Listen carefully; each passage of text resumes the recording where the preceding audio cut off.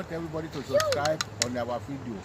Oriki.balogun. I want everybody to know about Oriki.balogun. Oh yeah.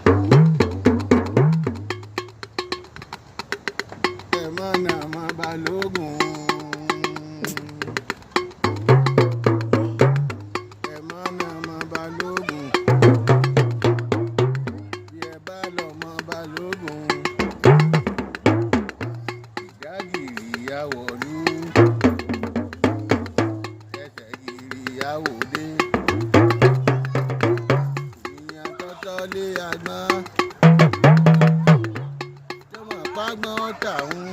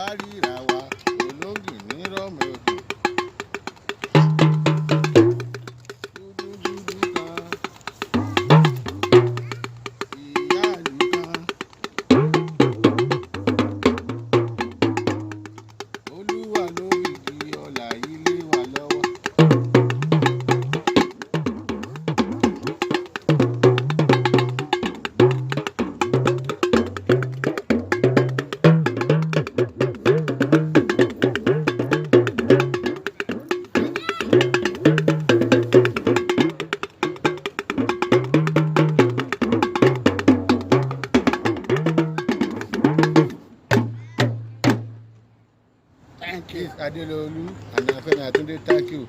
Anybody subscribe on our YouTube or wherever.